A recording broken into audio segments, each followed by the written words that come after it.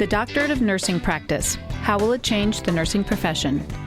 You're listening to ReachMD XM 157, the channel for medical professionals. Welcome to the Clinicians Roundtable. I'm Lisa Dandrea, your host, and with me today is Elayne DeSimone.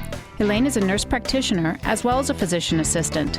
She is the president-elect of the American College of Clinicians and a clinical associate professor in the nurse practitioner program and director of the postmaster's program at the State University of New York at Stony Brook.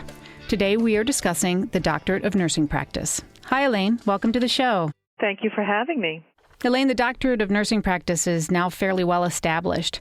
Can you give us a little history of how the nursing profession got to this point? Well, the Doctorate of Nursing Practice actually is not that well established. There's been a lot of prep work that's gone on, and with that prep work, a lot of publicity and a lot of controversy and a lot of discussion. I think prior to 2004, there was some preliminary work done by the American Association of the Colleges of Nursing, and they are really the main driver of this movement towards the Doctorate of Nursing Practice. And what they did was they polled many various interested parties in establishing what they now have said is going to be a mandate that by 2015, the specialization in nursing will be at the doctorate level. It will be a doctorate in practice. So we are in the midst. We are not well established yet. There are some colleges and universities who have already begun their doctoral programs in practice. There are many more that are preparing to do it, but we will be up and running soon as a profession, and by 2015, this will be the entry into practice. So this will be a mandatory degree for all NP programs? Well, it's not going to be a mandatory degree for just NP programs, and I think that's where a lot of the confusion lies, and hence a lot of the controversy. The nurse practitioners, yes, will by 2015 be graduating from doctoral programs, but the Doctorate of Nursing Practice is not only for nurse practitioners. The Doctorate of Nursing Practice will be for other practice disciplines as well as it evolves. I think the controversy comes because of the nurse practitioner aspect of it. So other disciplines, meaning you don't need to be a nurse prior to entry? In other disciplines, I mean that midwifery, clinical specialty, other disciplines within the discipline of nursing. If the person chooses to pursue a practice specialty, it will be at the doctoral level. So will they need to be a nurse prior? Well, right now, as the movement is in evolution, what we're seeing now is, quote, bridge programs, or programs that are taking very experienced, master's-prepared nurses who are in clinical practice, and they are going for their doctorate. So what we're seeing now is the transition for people who have a master's degree, who want to have a doctorate, but not a PhD, not necessarily a research doctorate. In the future, schools will admit students at the baccalaureate level before they become nurses and transition them to a doctoral level nurse by the time that they get out, yes. In the future, you will not have to be a nurse before coming in. Was this always the terminal degree for nurses? No, this is a brand new degree for nurses. The terminal degree for nurses has always been a very confusing topic for people outside of nursing. At the RN level, a nurse can have an associate degree, a nurse can have a baccalaureate degree, and a nurse can have, although there are many states who have phased out this form of education, a nurse can have a diploma. And all of those nurses are eligible to sit for RN licensure exams within the United States.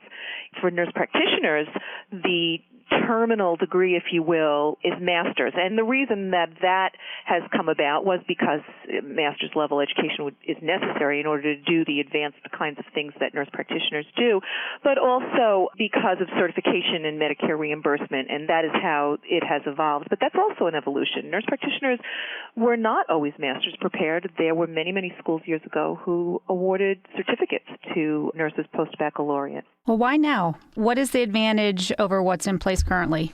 Well, I think there are many factors that have led to the evolution of the Doctorate of Nursing Practice. And I think that if you look at some of the factors in the United States healthcare system, we have rapidly evolved in our healthcare system.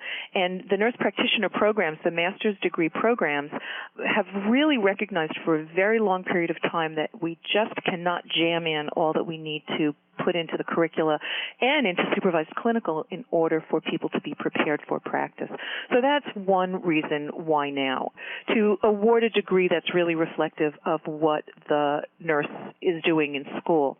There's other reasons. One of the reasons is the need for very well-prepared clinical leaders in our healthcare system. And another reason is that we're not on par with many of the other disciplines that are moving forward to become players, if you will, in delivering healthcare. If you look at healthcare disciplines such as physical therapy, pharmacy, and medicine, they all require practice doctorates as their entry-level degrees. So nursing is just really keeping up with what is going on in the general education of other healthcare providers. If you're just joining us, you're listening to the Clinicians Roundtable on ReachMD XM 157, the channel for medical professionals. I'm Lisa Dandrea, and I'm speaking with Elayne DeSimone, nurse practitioner, physician assistant, and a clinical associate professor in the nurse practitioner program and director of the postmaster's program at the State University of New York at Stony Brook. And we're discussing the Doctorate of Nursing Practice. Elayne, is the Doctorate of Nursing Practice going to be more clinical education or academic? Well, it is a combination of both. The programs that are being developed, the templates that are being developed through the National Organization of Nurse Practitioner Faculties, through the American Association of Colleges of Nursing, these programs are recognizing that there's an absolute need for clinical education. And so all of the material, all of the content that is presently in the master's programs across the country will be included and expounded upon. In addition to that, there will be other competencies that will be added at the doctoral level. And so you will see graduates of these programs being able to take leadership positions, being able to do programmatic evaluations, being able to take positions as executives in healthcare, being able to take positions as directors in healthcare. And so it's a combination of both. It is both an academic and a clinical doctorate. I think the difference that really needs to be made is that this is not a research doctorate. The PhD is recognized in this country as a research doctorate, and there's a very strong need for researchers in all healthcare disciplines. But the PhD is not answering many of the needs in the nursing profession, and that is one of the reasons why the DNP has come to be. In 2003, we graduated less than 500 PhDs in nursing, and that's reflective of the last few years' numbers as well. One of the problems is that we don't have enough doctorally prepared nurses to teach nurses, and it is thought that if we develop a clinical doctorate, then this will help to reduce the nursing shortage, because as you must know, a big part of the nursing shortage is that we have a dire shortage of doctorally prepared faculty that are necessary to teach nurses. That was going to be my next question. Who's going to teach these programs? Who's going to teach the doctoral program? Yeah. Well, that is something that, again, is in evolution because, as you know, right now we have mostly PhD-prepared faculty in most colleges, but the transition will become that the DNP prepared faculty will then teach in the DNP programs. What you have now is many nurse practitioners who have gone on and gotten their doctorates. Some, like me, had to fight very hard to keep a clinical focus in their doctoral program, but the focus was mostly research. And so hopefully you will see this change, and you will see many more people who really want to keep their focus clinical and not research-based, and they will begin to teach in these programs. Well, the nursing profession is following the path of many other medical professions with the credential creep. How is the NP community divided by this degree? The NP community, I think, is quite divided by this degree, and I can really understand why, because the NP community, for the most part, is now master's prepared, and they feel rightly so that they are very well prepared to do what they do in the clinical setting.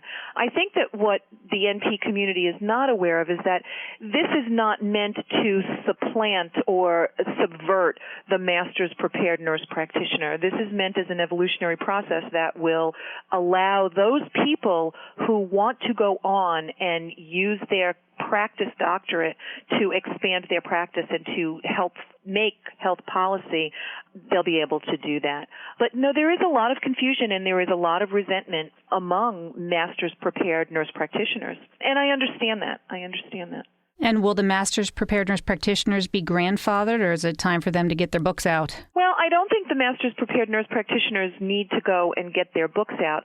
The doctoral degree is not a legislative mandate. The doctoral degree is not something that each state will then say, you must have a doctorate in order to practice by.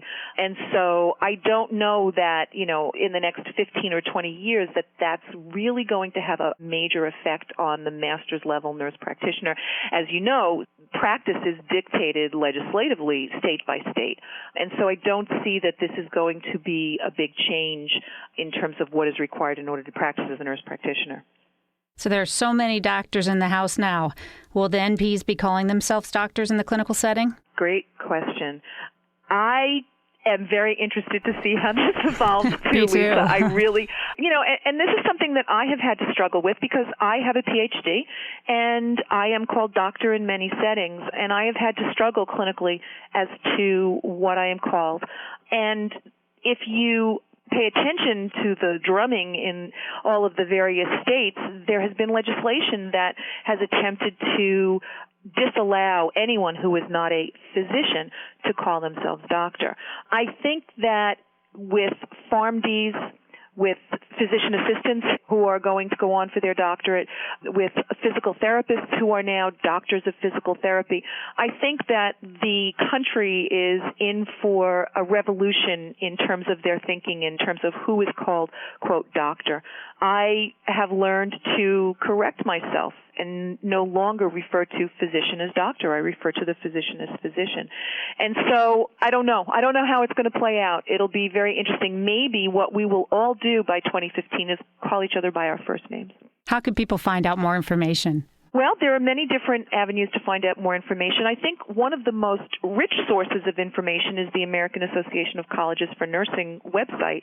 They have not only historical perspective in terms of how this decision was made to say that by 2015 this was going to be the educational standard, but they have a lot of different perspectives.